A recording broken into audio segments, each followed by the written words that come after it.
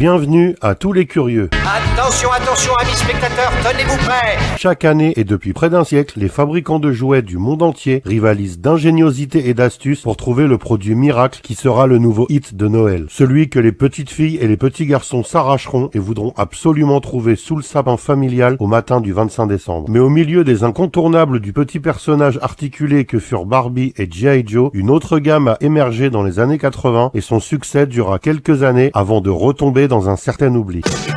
Ces jouets étaient d'excellente facture et proposaient un gimmick particulièrement ingénieux. Mais cette qualité avait un prix et pour l'époque, ces petits morceaux de plastique valaient déjà très cher. Ils n'étaient donc pas à la portée de toutes les bourses et sont donc assez rares au final. Ce qui en fait l'une des gammes de cette époque-là à avoir pris le plus de valeur aujourd'hui. Plus de 10 fois son prix de l'époque, largement devant les maîtres de l'univers et autres Ghostbusters.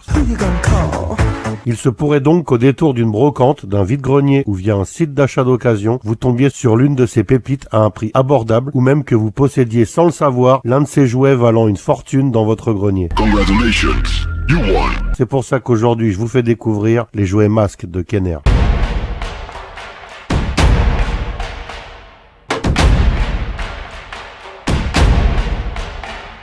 Au milieu des années 80, Kenner est une firme de jouets située à Cincinnati dans l'Ohio et elle existe depuis une quarantaine d'années. Elle a cependant été rachetée en 1967 par General Mills, un géant de l'agroalimentaire. Une petite décennie plus tard, elle réussit un véritable tour de force, damer le pion au géant de Providence dans le Rhode Island, Hasbro, en signant un très juteux contrat avec un jeune réalisateur hollywoodien nommé George Lucas pour l'exploitation des jouets inspirés de son film Star Wars. Hélas, toutes les bonnes choses ont une fin et après la sortie du Retour du Jedi, dernier volet de la trilogie en 1983, Kenner se retrouve sans publicité à moindre coût pour vendre ses jouets. Allez hop, on dégage. Il faut donc que la firme rebondisse coûte que coûte, et quoi de mieux pour ça que d'inventer sa propre licence. Pour cela, il faut des idées et des créatifs. Il n'est pas non plus interdit de s'inspirer, même si cela doit rester discret, de la concurrence, notamment d'Hasbro, qui cartonne en ce début des 80s avec G.I. Joe et Transformers. Ces camions, voitures et autres avions qui se transforment via d'ingénieux mécanismes plaisent énormément. Quant à la licence G.I. Joe, elle a subi une refonte en profondeur quelques années auparavant, en passant d'une gamme de figurines de soldats de 30 cm à une légion d'aventuriers espions spécialistes de l'infiltration et de la lutte antiterroriste 3 fois plus petits. Kenner décide donc de retenir l'idée des petites figurines d'aventuriers espions et des véhicules transformables pour sa prochaine gamme. Une autre particularité de la nouvelle génération de G.I. Joe éveille l'intérêt de la firme de Cincinnati. Certains des véhicules de cette gamme sont des moyens de transport ordinaires qui voient soudain sortir de leur carrosserie tout un arsenal de mitraillettes et de missiles jusque-là cachés, grâce à une petite manipulation, et qui transforme ces véhicules lambda en engins de combat surarmés. Kenner décide donc de mêler les 3 idées d'Hasbro pour en faire une nouvelle et ils inventent MASK, acronyme de Mobile Armored Strike Command, autrement dit Mobile d'Action Secrète Commando. Masque. Ce nom fait sens car toutes les figurines seront équipées d'un casque ou masque, la logique même pour des pilotes de moto, d'avion ou d'hélicoptère. Chevalier masque pour la liberté.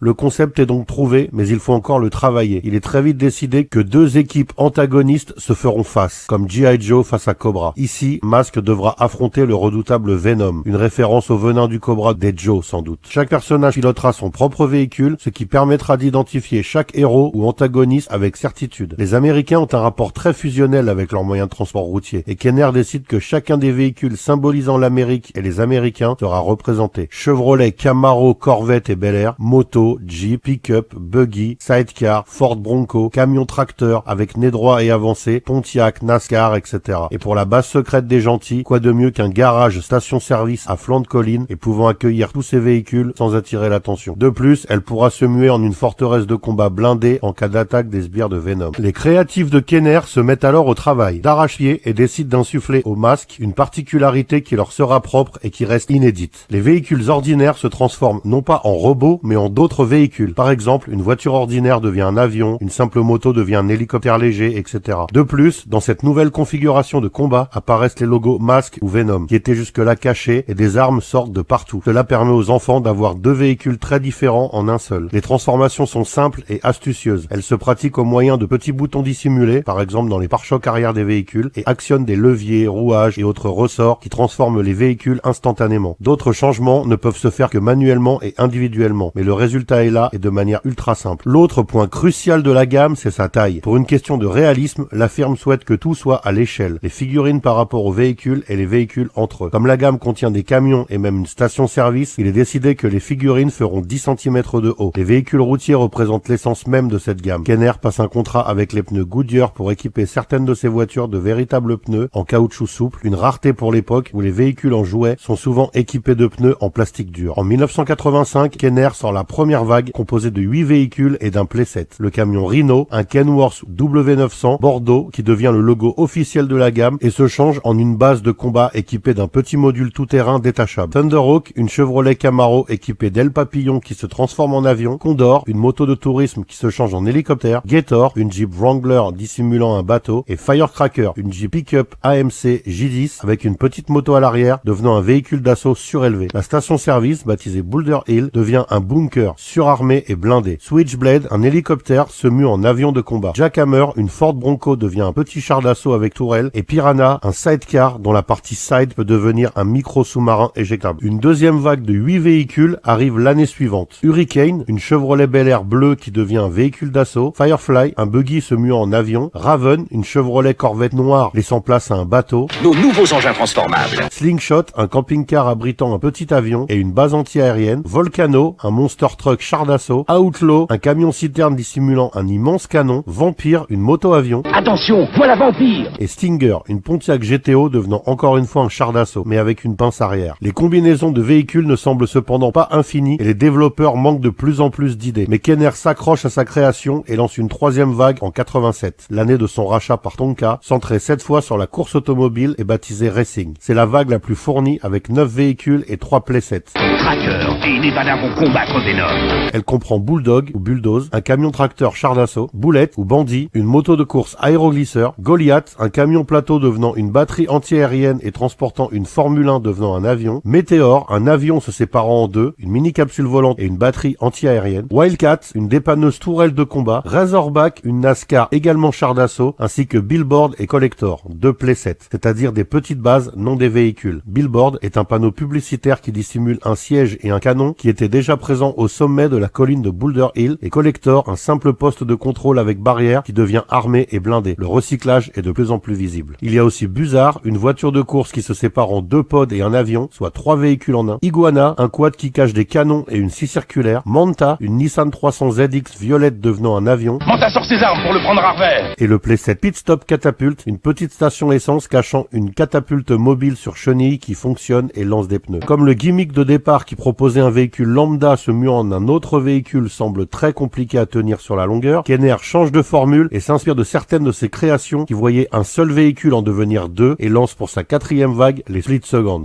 Detonator, une moto et un overcraft. Le second véhicule étant cette fois piloté par un clone holographique du personnage, autrement dit la même figurine en plastique transparent coloré uniformément. Elle comprend entre autres un dragster, une coccinelle, une Lamborghini Countach, un avion, une moto et même une petite pelleteuse. C'est de loin la gamme la moins intéressante et elle ne connaîtra pas le succès, notamment parce que sur 2 véhicules, il y en a toujours un qui est convenable et l'autre qui tient plus du bricolage que d'un véritable moyen de transport crédible. Il tente également de commercialiser des packs aventures, c'est-à-dire des personnages existants mais juste repeints et équipés d'armes et de grappins comme les G.I. Joe. Et même Scott et T-Bob, un adolescent et son robot scooter à la transformation trop basique. Les ventes ne suivent pas et la licence s'arrête en 1989, juste après la commercialisation d'un double véhicule particulièrement cher et ambitieux, le Laser Command. Dans ce pack, le véhicule de Venom Hornet, une fausse caisse en bois se changeant en mini-avion, embarque une technologie infrarouge capable de détruire le véhicule de masque Raftang. En fait, le pick-up Firecracker repeint en bleu et équipé d'un toit arrière, par simple impulsion. Masque présente la riposte. Kenner est finalement racheté par Hasbro en 1991 et Mask rejoint ses inspirateurs Joe et Transformers. Avant le lancement de la gamme et afin de ne pas faire un flop, Kenner décide de mettre toutes les chances de son côté. Quoi de mieux donc que 22 minutes de réclame déguisée chaque mercredi pour convaincre les clients d'acheter sans en avoir l'air. Ils accompliront leur mission. émotion. Pour cela, il traverse l'Atlantique car les coûts de production d'un animé sont plus avantageux en Europe qu'aux USA. Il rencontre alors Jean Chalopin de la société Dick, un Français qui travaille déjà avec des Japonais et s'est illustré grâce à Ulysse 31, Les Mystérieuses Cités d'Or et Inspecteur Gadget notamment. Je vous arrête là! La mission de Chalopin est de créer des personnages et une histoire valorisant les véhicules et permettant aux enfants de s'identifier à leurs héros. Jean Chalopin, avec l'aide de Bruno Bianchi et Bernard Derriès, crée alors Matt Tracker, un milliardaire philanthrope détenteur de la technologie Mask, légué par son père, un explorateur inventeur. C'est une puissante source d'énergie ancestrale qui, transmise à des casques, leur confère différents pouvoirs, changeant ainsi leurs possesseurs en super-héros capables d'exploits incroyables. Matt Tracker compte bien se servir de cette technologie pour faire le bien et améliorer le sort de la planète, mais Miles Mayhem, l'ancien associé du père de Matt, a volé quelques prototypes de masques et certains véhicules transformables de leur invention, puis a recruté des mercenaires afin de profiter du pouvoir des casques pour se faire un maximum d'argent via son groupe Venom, acronyme de Vicious Evil Network of Mayhem, soit en français, réseau mauvais et diabolique du chaos. Énergie confirmée, Venom, plan d'action recommandé, réunir le masque. Pour contrer Venom, ses casques énergétiques et ses véhicules de combat aux apparences anodines, Matt, qui pilote la Camaro Thunderhawk, parfois Rhino et même Volcano, crée une équipe similaire avec des amis possédant chacun une aptitude précieuse lors des missions, comme Jim Phelps dans la série Mission Impossible, et qu'il prévient au moyen d'une montre estampillée du logo Mask. Les masques de chaque personnage, ayant chacun leur nom et leur pouvoir spécifique, protègent les identités de tout le monde. Cette équipe se compose de Buddy Hawks, un mécanicien s'occupant dans la station-service, cachant la base du masque Boulder Hill, Hondo McLean qui conduit Firecracker puis Hurricane, Dusty Ace, le pilote de Gator, Bruce Sato et Alex Sector, conducteur de Rhino, bien qu'Alex soit vendu avec Boulder Hill, Brad Turner, pilote de Condor, Calhoun Burns qui conduit Raven, Julio Lopez, pilote de Firefly, Ace Riker au volant de Slingshot, Nevada Rushmore qui conduit le camion Goliath et Jacques Lafleur conduisant le monstrueux Volcano. Pour féminiser l'équipe, Chalopin ajoute Gloria Baker qui pilote une Porsche 928 se changeant en sous-marin. Gloria Baker, championne de course automobile, ceinture noire de Kung Fu, nom de code Shark. Mais ni le personnage ni le véhicule n'existent en jouet durant les 3 premières vagues. Gloria conduira cependant la Lamborghini Stiletto dans les split seconds. Les vilains de Venom sont Miles Mayhem, le chef qui pilote Switchblade et conduit Outlaw en compagnie de Nash Gore, Cliff Dagger et son Ford Bronco baptisé Jackhammer, Slyrax et Floyd Malloy au guidon de Piranha et Vampire, Bruno Shepard et sa GTO Stinger et enfin Vanessa Warfield, seule fille de l'équipe également ajoutée par Chalopin qui se verra commercialisée avec son véhicule Manta durant la vague Racing, soit avec 2 ans de retard. Alors parle, ou tu feras connaissance avec un serpent mortel. Pointeur, feu!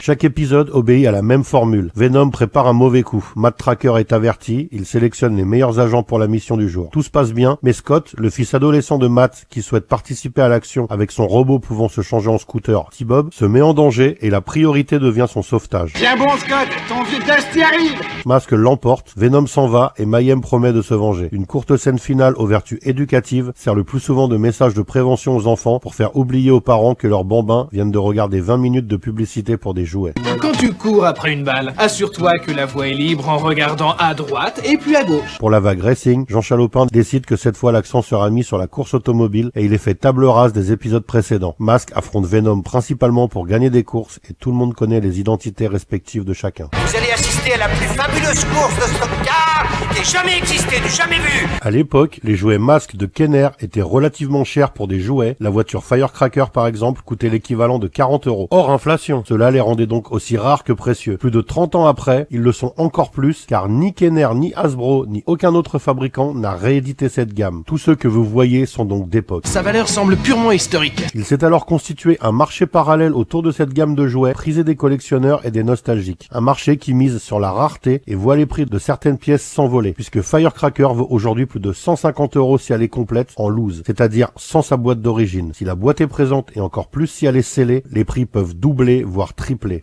Je ne vois pas du tout ce que c'est que cette chose dont vous parlez. Cette inflation démentielle a obligé certains collectionneurs qui ne peuvent pas se permettre de dépenser de telles sommes pour des jouets de leur enfance à acheter ou imprimer eux-mêmes en 3D des pièces souvent manquantes dans les occasions, comme les missiles. Certaines pièces qui sont très souvent cassées sur les vieux véhicules sont elles aussi reproduites grâce à des imprimantes 3D. Inutile de dire que les véhicules qui possèdent ce genre de reproduction moderne valent bien moins cher que ceux qui ont tout d'origine. Heureusement qu'ils peuvent nous sauver de cette mauvaise passe. Mais cela n'empêche pas certains amateurs passionnés de cette collection d'avoir en leur possession plusieurs exemplaires d'un même véhicule, car les jouets masques valent si cher aujourd'hui qu'ils sont devenus un investissement à plus ou moins long terme pour bon nombre de personnes. Voilà, vous en savez à présent un peu plus sur les jouets masques de Kenner. Merci du renseignement. N'hésitez pas à liker si vous avez aimé, à laisser des commentaires et à vous abonner pour soutenir la chaîne.